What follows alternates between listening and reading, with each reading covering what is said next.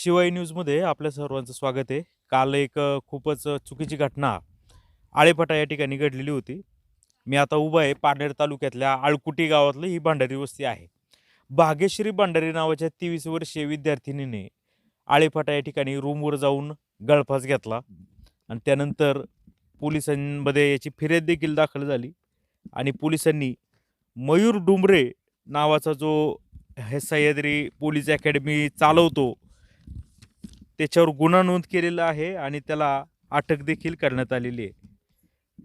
आता भाग्यश्री हिची जी काही बहीण आहे शीतल भास्कर भंडारी ही स्वतः पोलीस दलामध्ये आहे आणि त्यांनी याबाबतची फिर्याद दिलेली आहे. तर झालंय काय, ही भाग्यश्री गेल्या 1 महिन्यापासून आळेफाटा येथील त्या अकॅडमीमध्ये सह्याद्री अकॅडमी आहे तिथं ती पोलीस भरतीचं प्रशिक्षण करत होती. आणि तिची बहीण आहे छोटी एक साक्षी नावाची, ती देखील त्या ठिकाणी गेल्या 1 महिनाभरापासून प्रशिक्षण घेत होती.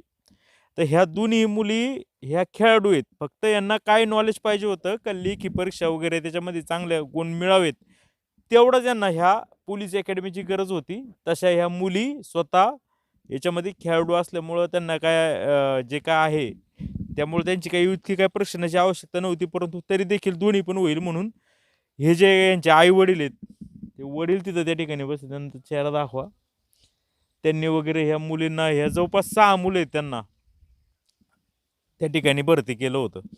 झालं असं का साक्षी आणि भाग्यश्री एकाच रूममध्ये राहायचे.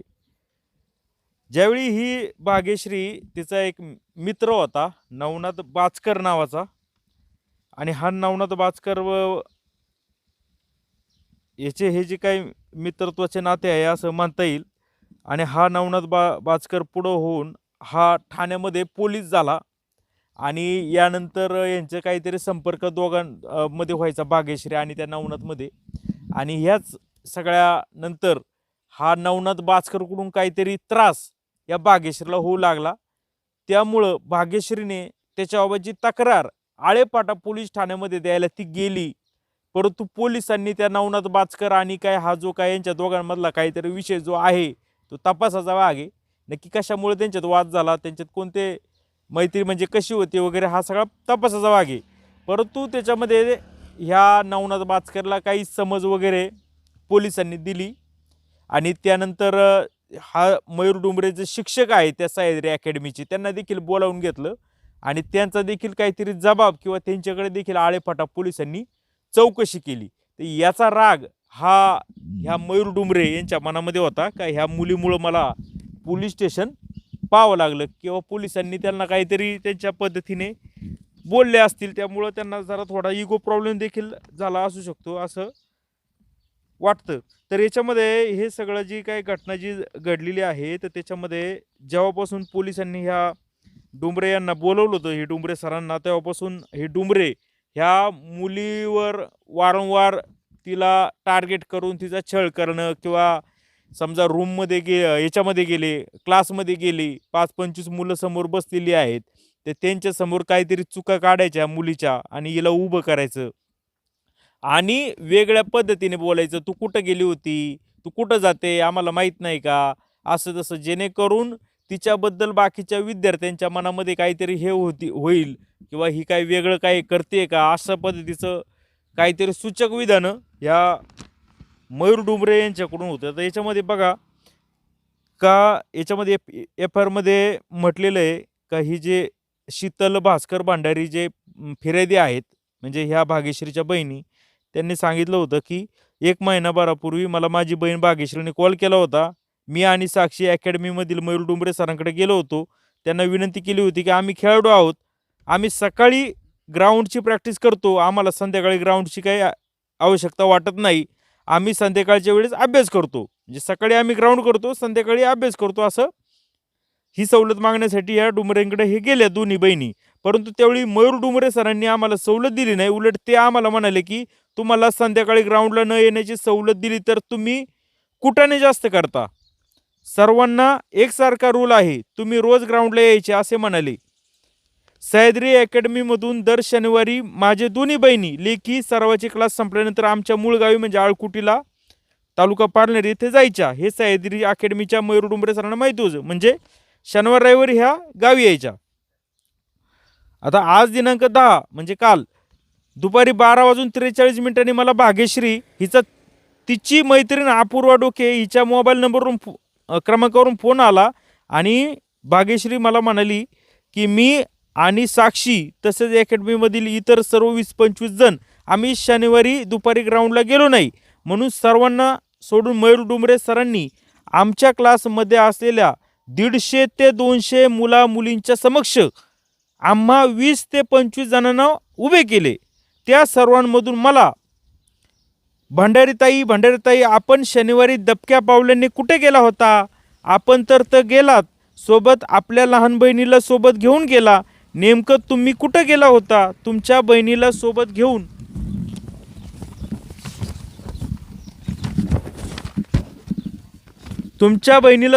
कुठे गेला होता? तुमचे बाहेरचे उद्योग बंद करा आणि ग्राउंडवर लक्ष द्या, असे संशयास्पद बोलून सर्वांसमक्ष माझा अपमान केला. त्यामुळे सगळे क्लासमधले विद्यार्थी माझ्याकडे बघून हसत आहे असे म्हणाले. मग आता हे म्हणाले, मोठी बहीण म्हणाली की मग तू सरांना विचार की मी काय उद्योग केले किंवा कुठे गेले, असं सरांना विचार. म्हणून मी मग यांनी मयूर डुंबरे यांना फोन केला, म्हणजे फिर्यादीनी, आणि त्या म्हणाल्या की मी भाग्यश्रीची बहीण बोलते आणि मला भाग्यश्रीने कॉल केला आहे. आज क्लासमध्ये काय झालं होतं सर, तुम्ही तिला काय बोलले का, असं विचारल्यानंतर मयूर डुंबरे या फिर्यादीला काय म्हणाल्या की भाग्यश्री कधीच ग्राउंडवर नसते, म्हणून मी तिला उभे करून बोललो होतो. त्यावर मी सरांना म्हणाले की सर तुम्ही तिला सर्व मुलींमध्ये पर्सनल विषयावरून का बोलता? यावर मयूर सर मला म्हणाले की तिच्यामुळे मला पोलीस स्टेशनला जावं लागलं होतं.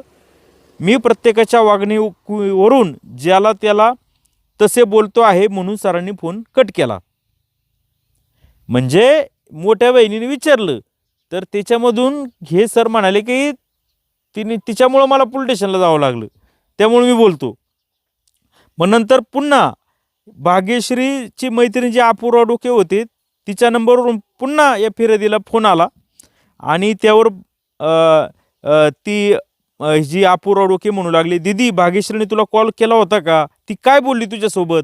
ती कुठे गेली हे तुला तिने सांगितलंय का? आज क्लासमध्ये मयूर सर तिला खूप बोलले आहेत. त्यावर मी तिला सांगितले की ती रूमवर गेली आहे, ती खूप रडत होती, तू एक काम कर, तू रूमवर जा, तिची समजूत काढ असं सांगितलं. त्यावर ती म्हणाली की काहीतरी झालंय, ती क्लास सोडून तशीच निघून गेलेली आहे.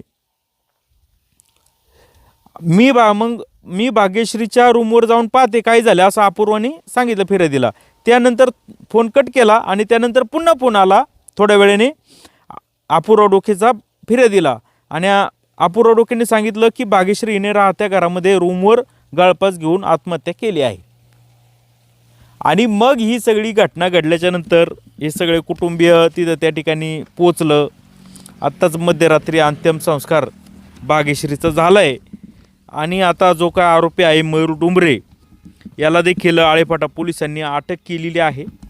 आणि आपण तिथंच त्यांच्या कुटुंबियांनी जे आहेत त्यांचं म्हणणं जाणून घेण्यासाठी त्यांनी कॉन्टॅक्ट केला होता, पण काल रात्री काय उशीर झाल्यामुळे जमलं नाही.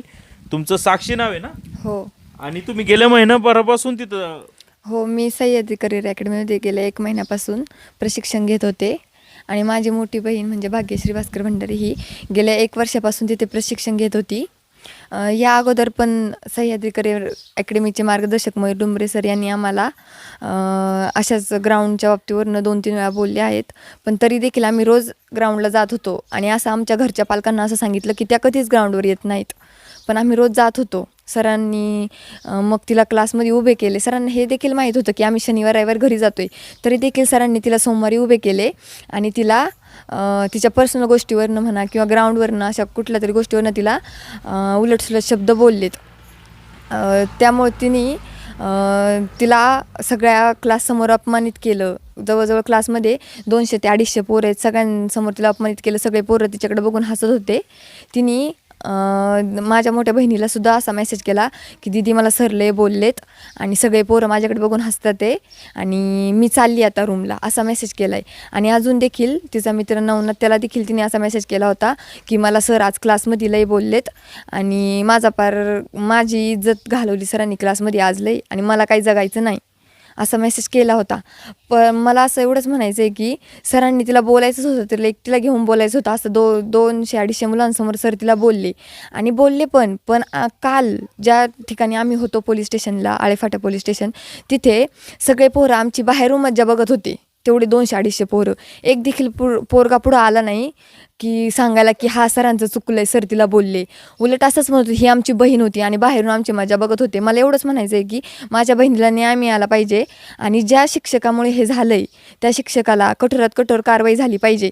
उद्या जाऊन आणखी जर असं दुसऱ्या एखाद्या मुलीसोबत झाले तर काय करणार? आणि ज्या अकॅडमीमध्ये ही सगळी गोष्ट झाली त्या अकॅडमीवरती सुद्धा स्टे आणला पाहिजे. मला तर एवढंच वाटते आणि त्या गुन्हेगाराला जास्तीत जास्त कठोर शिक्षा झाली पाहिजे. तरच माझ्या बहिणीला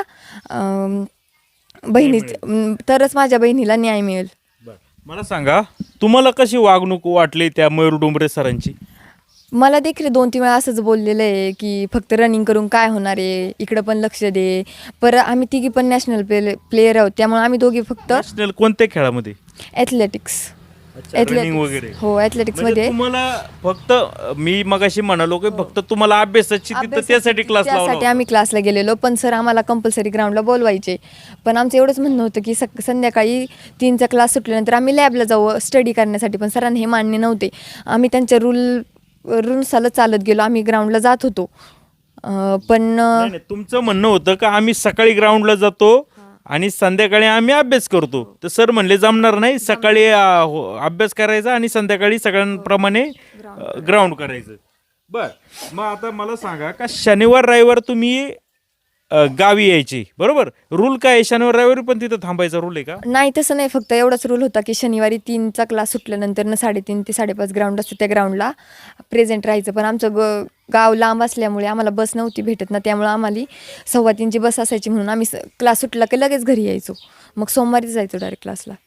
हे बघा, आता शिक्षणामध्ये काय चुकलं काय त्यामुळे ओरडणं वेगळं, परंतु तुमच्या बहिणीला वेगळ्या कारणावरून तिला ते बोललं जायचं. आणि नवनाथ बाचकरचं सुद्धा या FIR मध्ये नाव येतंय.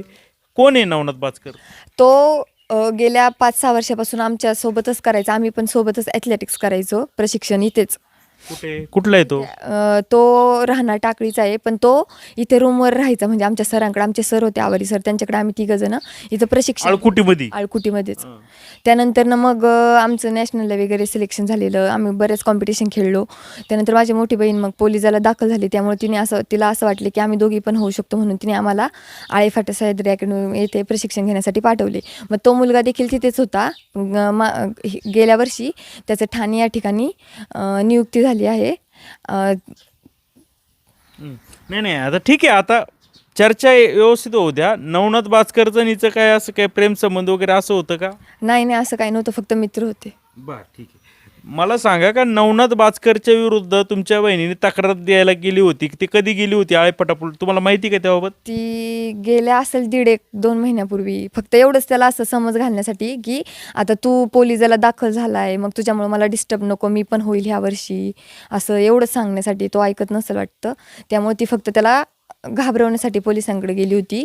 पण तिने तिथे जाऊन काहीच केले नाही. फक्त पोलिसांनी त्या दोघांना समजून सांगितले आणि विचारले की तुम्ही कुठे क्लास करता, तर त्यावर त्यांनी सांगितलं सह्याद्री अकॅडमी म्हणून. डोंबरे सरांना तिथं बोलून घेतलं होतं. बरं, तुम्ही कुठं रूमला, म्हणजे क्लास आणि ग्राउंड वेगळं व्हायचं, पण रूम मात्र आळेपाटात कुठंतरी तुम्ही राहत होते. हो. तुमच्या आधी त्या रूम मध्ये कोण कोण राहायचं तुमच्या बहिणीसोबत? तुम्ही यायच्या मी यायच्या अगोदर माझ्या बहिणीसोबत 2 मुली राहत होत्या, पण मी गेल्यापासून नंतर त्या 2 मुली तिथनं गेल्या, मग आम्ही दोघीच राहत होतो. तुम्ही दोघीच राहताय तिथं? दोघीच राहत होतो. आणि अगोदर मुलींसोबत राहायची? हो, आधी मुलींसोबतच राहायची.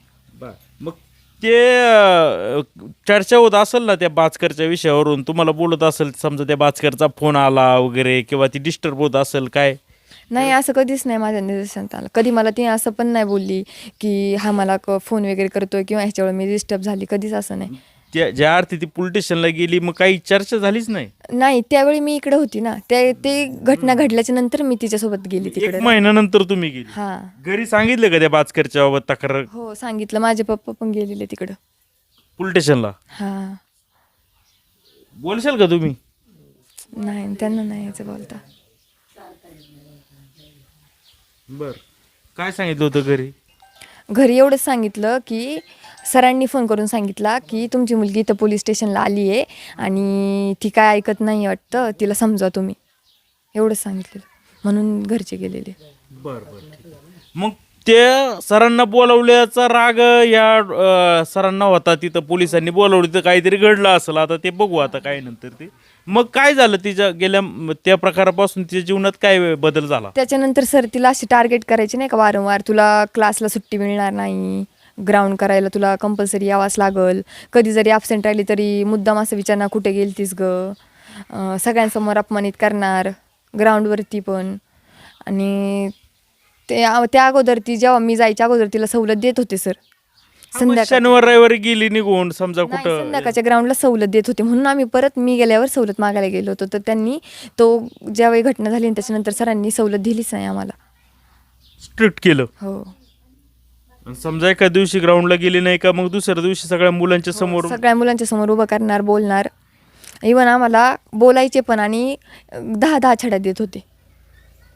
मी ज्या दिवशी माझा म्हणजे अकॅडमीचा पहिला दिवस होता त्याच्या दुसऱ्या दिवशी मी शनिवार होता म्हणून मी गावी आले होते निघून. मला माहीतच नव्हतं की आता गावी चालले, तर मला वाटलं, मी सरांनी हे पण सांगितलं सर मी गावी चालले, पण सरांनी लक्षच नाही दिलं. सर म्हटले तुझा पहिलाच दिवस होता आणि तू आली नाही. मी म्हटलं अहो सर मी गावी गेले होते. सरांनी ऐकलं, मला सरांनी 10 छड्या दिल्या होत्या. 10 छड्या सर्वांसमोर देतात का? सौरांसमोर. मुलं काय करतात मग छड्या असं दुसऱ्या मुलीला लवकर मारताना? ते सगळे बघून हसत असतात त्यावेळी.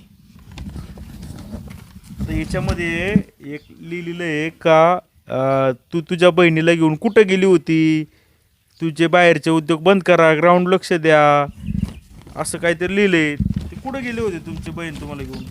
मी आणि ती शनिवारी क्लास सुटल्यानंतर आम्ही आळकुटीला आलो हे होतो. बघा असं लिहिलंय बघा. भंडारीताई आपण शनिवारी दबके पावलाने कुठे गेला होता? आपण तर गेलात सोबत आपल्या लहान बहिणीलाही घेऊन गेला, तुम्ही कुठे गेला होता असं म्हटलं. शनिवारी लेखीचे क्लास सुटल्यानंतर ना आम्ही दोघी दर शनिवार रविवार घरी येतच असतो. हे आम्ही सरांना त्या माहिती? पण घरी आलो होतो. हो नाही म्हणायचंय काय का तुम्ही शनिवार रविवारी घरी जाता, हो. हे सरांना माहिती? हो, सरांना माहिती. मग सरांनी असं विचारायला पाहिजे का तुम्ही घरी का गेले हो, क्लास असं सोडून? विचारलं तर पाहिजे. त्यांनी असं सरांनी विचारलं. बाकीच्यांना संशयास्पद यावा म्हणून हिचे काहीतरी वेगळं कारस्थाने असं करण्यासाठी सरांनी तसं शब्द वापरले. सरांना जर माहिती होतं का हे गेले तो का बहिणीला घेऊन, तर सरांनी म्हणायला पाहिजे होतं का तुम्ही कुठे गेले, याच्यामध्ये घरी गेले होते का किंवा काय. तर सर काय म्हणाले, भांडारताई आपण शनिवारी दबक्या पावलाने कुठे गेला होतात? आपण तर गेलात सोबत आपल्या बहिणीला घेऊन गेलात. नेमकं तुम्ही कुठे गेला होतात? तुमच्या बहिणीला सोबत घेऊन कुठे गेला? तुमचे बाहेरचे उद्योग बंद करा किंवा ग्राउंड लक्ष हे करा. मग हे सगळं असं संशयास्पद बोलल्यामुळं बाकीची मुलं हसायला लागली आणि ती डिस्टर्ब झाली. ते फिर्यादी कुठे आहेत त्या तुमच्या मोठ्या बहिणी, ज्या पोलीसमध्ये आहेत का त्या? हां, नाही फिर्याद दिली ना त्यांनी. फोन त्यांना केला होता ना, भाग्यश्रीनी फोन शीतलला केला होता ना, आहेत का त्या? अपूर्वानी शीतलला केला ना, मग त्या आहेत का? ते येतं का ताई? फिर्याद नोंदवली, त्यामुळं आता मला सांगा त्या काय तिचं नाव डोके म्हणून अपूर्व डोकेने फोन केला तुम्हाला. अगोदर काय घटना घडली होती, काही पूर्वकल्पना होती? तुमचं बोलणं व्हायचं बहिणीसोबत? होय, बोलणं होतं. तिने मला याच्या आधी पण सांगितलेलं की आम्हाला ग्राउंडला सवलत पाहिजे. तर मी त्यांना सांगितलं तुम्ही सरांकडे परमिशन घ्या, आम्ही स्पोर्टमध्ये आहोत तर आम्हाला ग्राउंड जास्त आवश्यकता नाही, आम्हाला फक्त लेखी परीक्षेचा अभ्यास करू द्या. ती म्हणली का माझ्या रूममध्ये जेव्हा राहते ही छोटी बहीण जायच्या आधी त्यांना सवलत आहे दिदी, मला सवलत नाही आहे. तर मग तिला भाग्यश्रीला त्यावेळेस सवलत दिली होती, पण त्या कारणास्तव ते पोलीस स्टेशनला सरांना जावं लागलं. त्या दिवसापासून तिची सवलत बंद केली आणि तिच्या मैत्रिणीला सवलत दिली का तू ग्राउंडला आली नाही तरी चालेल असं तिच्या रूममध्ये. मग 1 महिन्यानंतर ही गेल्यानंतर हिला मी बोलले का तू पण जा आणि सरांना सांग का मा ग्राउंड आउट ऑफ आहे, मी नाही करू शकत आता, मला फक्त अभ्यासाची जरूरत आहे. बाकीच्या मुलींना सवलत आणि हिला मुद्दाम हे करायचं. हिला सवलत नव्हती देत, तिच्याच मैत्रिणीला सवलत दिली होती का तू नाही आली तरी चालेल ग्राउंडला असं. मग तिला वाटायचं ती मैत्रिणीची लेखी चांगली तर माझी पण लेखी चांगली व्हावा. मग तिने मला सांगितलं, मी परमिशन मागायला त्यांना दोघींना लावलं तर सर डायरेक्ट त्यांना टोमणे मारले का नाही म्हणून तुम्हाला परमिशन, तुम्ही बाकीचे धंदे वगैरे करता असं, त्यामुळे तुम्हाला परमिशन नाही म्हणून. तर त्याच्यानंतर मग मला परत कॉल केलेला काल मैत्रिणीच्या मोबाईलवरून का दिदी ते पाठीमागच्या वेळेस बोलले होते. तिने वारंवार तिला छोटीला पण सांगितलेलं का सर आपल्याला एक दोनदा बोलल्यात, पण त्याने सोडून दिलेलं. पण काल तिला जास्तच बोलले सगळ्या क्लाससमोर. मला कळलं तिला अशी क्लासमध्ये अनेक मुली होत्या आणि तिला आणि तिच्या सोबतच्या काही मैत्रिणीला उभं केलं आणि 4-5 जणांना उभं केलं, पण टार्गेट तुमच्या बहिणीलाच केलं. काय घडलं होतं, काय कळलं तुम्हाला? त्याच्यामध्ये फक्त 20-25 जण त्या शनिवारी जे क्लास सुटल्यानंतर ग्राउंडला जाणार आहे त्याच्यामध्ये 20-25 जण गेले नाही. त्याच्यामध्ये माझी बहीण पण होती. मग त्याच्यामध्ये सगळ्यांना न बोलता फक्त भंडारीच बोलले, तिचेच एकटीच नाव घेऊन.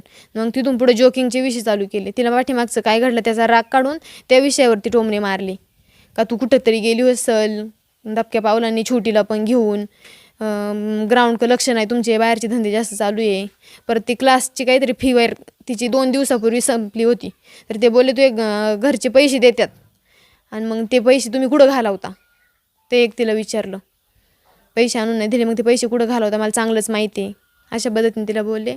पण याच्यात कोणी कुठं पैसे घालवा, कोणी काय करावं, याच्याशी त्या सरांचा रोल काय? हां, मग नंतर हे सगळं झाल्यानंतर मी त्यांना पर्सनल कॉल केलेला. तर त्यांनी मला डायरेक्ट उत्तर दिलं. तिच्यामुळं मी एकदा पोलीस स्टेशनला गेलो तर मी बोलणार म्हणले तिला.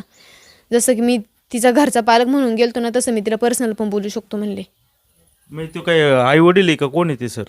मला त्या पालक म्हणजे मला मी कॉल केल्यानंतर मला सगळी उलटसुलट उत्तरं दिली त्यांनी आणि कॉल कट करून काय टाकला. झालं होतं? पोलीस स्टेशनमध्ये गेल्यावर त्या सरांना काय, पोलिसांनी काय त्रास दिला होता का? काहीच नाही, फक्त बोलले तुमच्या अकॅडमीचे आहे का 2 स्टुडंट एवढं विचारलं आणि तिथून पुढं सांगितलं यांना समज दिली आम्ही, परत तुमच्या क्लासमध्ये जर काही झालं तर मग आम्हाला कळवा, असं बस एवढं सांगितलं त्यांनी. दोघांना समजून घेतलं. तिथून पुढं परत काही 1.5-2 महिन्यापूर्वीपासून नवनाथ बाचकरचा हा विषय पण नाही आला काही मध्ये ना कधी. हां, तो भरती झाला तो त्याचा निघून गेला ना, अकॅडमीमध्ये परत आला ना ग्राउंडवरती परत आला, काहीच त्याचा विषय नाही.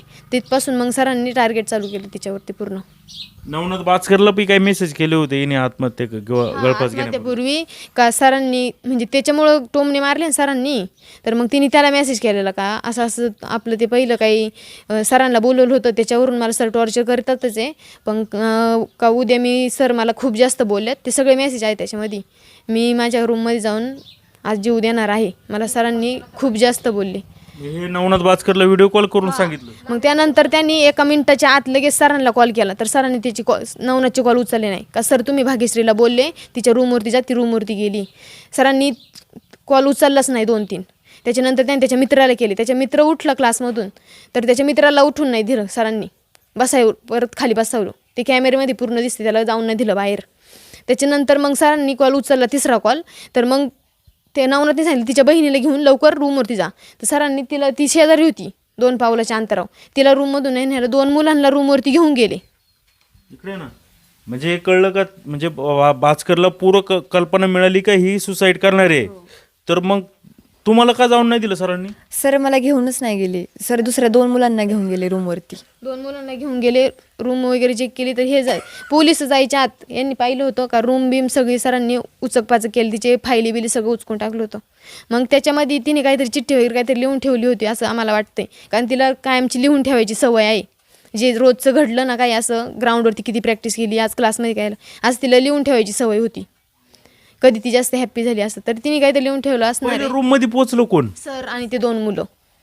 सरांनी मग खबर दिली पोलिसांना, त्याच्यानंतर मग तिथून पुढे पोलीस आले. नाही, पण फिर्यादीमध्ये तुम्ही असं म्हटलंय की अपूर्व डोके तिथं गेली, तुमचा फोन झाल्याच्या नंतर तोवर सगळा सरांनी अगोदर पोहोचले होते.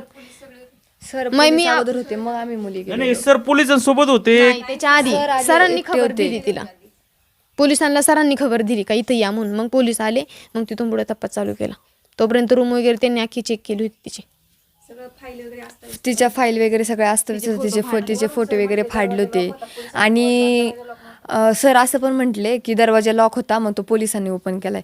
पण पोलिस गेल्यानंतर पोलिस म्हटले दरवाजा लॉकच नव्हता, नॉर्मल लोटून होता, आम्ही फक्त असा ढकलला, लगेच दरवाजा ओपन झाला. बरं, तुम्ही त्या खोलीवर गेले का? पाहिली खोली तिथं जे रूम आहे? ही नाही होते, क्लास सुटला, मला सांगितलं की घरी जा सगळे. मी तिथनं पळतच गेले, मला काहीच माहीत नव्हतं. मी फक्त लांबून बघितलं की तिथं पोलीस उभे आहेत म्हणून मी पळत गेले. तर बघितलं वरती दरवाजा वगैरे ओपन होतं सगळं, आणि पोलिस पण होती त्यावेळी आलेली. पण मला नंतर असं समजलं की सगळ्यांच्या अगोदर मयूर डुंबरे सर आणि 2 मुलं इथं आलेले, त्यानंतर पोलीस आले. मग मी वरती गेले, मग आम्ही दोघी वरतीच राहत होतो. मी वरती गेले बघायला, तर मला सरांनी सांगितलं असं की आत नको जाऊ, आणि त्या मुलांना सांगितलं की हिला बाहेर घेऊन जा. त्या 2 मुलांनी मग मला माहीत नाही, 2-3 पोरं होते, माझं लक्ष पण नव्हतं, त्यांच्या 2-3 मुलं होते, त्यांनी मला बाहेर ओढलं. मग नाही, तिथं काय अस्तव्यस्त केलंय किंवा काय फाडले वगैरे हे कसं कळलं तुम्हाला? हे जेव्हा तिची डेड बॉडी खाली उतरवली, पोलिस घेऊन गेले, त्यावेळी नंतर ना मग माझा भाऊ आणि माझा एक दुसरा मोठा भाऊ आहे, ते नंतर आले होते ना, मग त्यांनी जाऊन बघितलं की आतमध्ये सगळं ते अस्तव्यस्त आहे, फोटो वगैरे. पोलिसांनी त्याच्या आधी पंचनामा काय केला होता का? पोलिसांनी फोटो काढले होते त्याआधी त्याचे. बरं, घटनास्थळाचे काढलेले. मग नाही, मला सांगा, आता तुम्ही होता, तिला ते ओरडले किंवा काय ते बोलले, तुम्ही कुठं जाता, काय जाता, दबक्या पावलांनी कुठं जाता, म्हणजे माहिती आहे ही घरी जाती, पण तरी पण मुद्दाम असे प्रश्न विचारायचं. मी कॉल केला ना त्यांना, ते म्हणले मी पाहिलं सुद्धा शनिवारी, त्या दोघी एकामागे एक दबक्या पावलांनी चालल्या होत्या. मग मी त्यांना त्यावेळेस बोलले, म्हणलं सर तुम्ही पाहिलं होतं तर तुम्ही त्यांना बोलायचं ना कुठं चालल्या, तुम्ही आत्ता मला सांगतात कुठे गेल्या, मला नाही माहिती, त्या दिवशी तुम्ही पाहिलं की तुम्ही विचारायला पाहिजे, तुम्हाला का कॉल केला, असं तसं मला बोलत होते ते. तर मी बोलले सर तुम्ही पाहिलं होतं शनिवारी जाताना, तर तुम्ही विचारणं काम होतं, तुम्ही सोमवारी तिला नव्हतं बोलायला पाहिजे, त्या दिवशी तुम्ही अडवून तिला सांगा पाहिजे तो ग्राउंडला जा.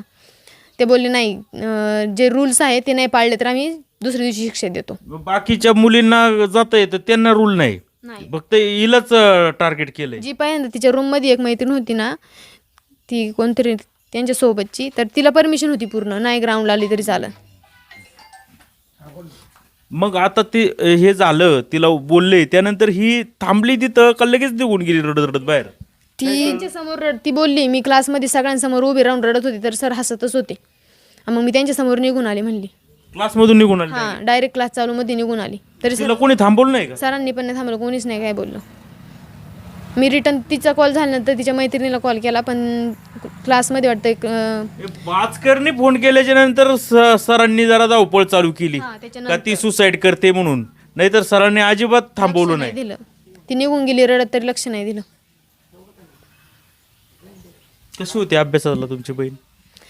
ती 2-2 मार्कांनी 2 वर्ष माझ्यासोबत होती. मी 2023 साली लागले, तर माझ्यासोबत होती. पहिल्यांदा आम्ही प्रज्ञान अकॅडमीला ज्युनियरला होतो, तर ती त्यावेळेस मुंबईला फॉर्म भरला होता, त्यावेळेस ती 3 मार्कांनी राहिली होती फक्त. होय, फक्त लेखीमध्ये. ग्राउंड तिचं आउट ऑफ निघालं होतं आणि लेखीमध्ये 3 मार्कांनी राहिली होती. त्यानंतर मग तिला मी आत्ता फॉर्म भरायला सांगितलं पालघरला, तेव्हा ती स्पोर्टमधून जास्त ह्या वर्षी जास्त कॉम्पिटिशन, तर मग ह्यावेळेस पण ती 5 मार्कांनी राहिली, फक्त 4-5 मार्कांनी राहत होती, बस एवढंच. लेखीमध्ये फक्त अडचण होती, ग्राउंडचा काय विषय नव्हता? नाही, ग्राउंड आउट ऑफ होतो. अजून काय काय मागणी कराल? कोणाची चौकशी व्हावं असं वाटतं? याच्यामध्ये सरांना कठोर शिक्षा व्हावी. तर आपण पाहिलं का याच्यामध्ये करिअर अकॅडमीमध्ये या मुलीला, समजा काही तरुण वयातली मुलं मुली आहेत, बऱ्याचशा मुली 18 वर्षापेक्षा जास्त आहेत, मुलं मुली एकत्र आहेत, समजा काही मुलं मुलींची मैत्री झाली किंवा काही झाला तो त्यांचा पर्सनल मॅटर आहे. जरी सरांचे काही जे अकॅडमीचे नियम वगैरे असतील तर त्यांनी घरच्यांना आईवडिलांना कळवायला पाहिजे होतं का असं असं होतंय, तसं होतंय, असं न करता. आता या सरांना माहिती होतं का ही या दोघी बहिणी घरी जातात शनिवार रविवारी, तर ते मुद्दामून काहीतरी पाठीमागच्या त्या बाचकर प्रकरणात या दोघांमध्ये काय वाद झाला, त्यामुळं सरांना तिथल्या पोलिसांनी बोलवलं माहिती घेण्यासाठी. त्याचा राग मनामध्ये धरून हा सातत्याने त्या मुलीला भाग्यश्रीला टार्गेट करण्यात आलं. जो काय विषय आहे तर तो पर्सनल पातळीवरती सरांनी बोलायला पाहिजे होतं किंवा आपल्या त्या पालकांना सांगायला पाहिजे होतं. असं न करता एवढ्या शेकडो मुलींच्या सामने तू कुठं जाती, कुठं गेली होती, मला माहीत नाही का, किंवा तुझे काय उद्योग चालले, दबक्या पावलांनी कुठे जाते, असं बोलून बाकीच्या मुलांना असं वाटलं का ही कुठंतरी लफडे करते किंवा कुठंतरी कोणतरी मुलांसोबत निघून जाते का, असा एक हे करून दिला. आणि तिला तो जो काय त्रास जो होणार आहे तिने तो असह्य झाला आणि त्या टोकाचं पाऊल उचलून तिने गळफास घेतला आहे. आता हे जे कोण मयूर डुंबरे आहे यांना पोलिसांनी अटक केलेली आहे. आणि अशा पद्धतीनं आता हा सगळ्यात एक मुलगी होती का जी तरुण होती, फक्त 23 वर्षाची होती वाटतं, 23 वर्षाची होती ना, आणि कुठंतरी 1, 2, 4, 5 मार्काने ती फेल व्हायची. त्यामुळं फक्त लेखी परीक्षेसाठी क्लास लावला आणि त्या क्लास कसा तिच्या जीवावर बेतला. तर पाहत राहा शिवाय न्यूज, आळकुटी, तालुका पारनेर.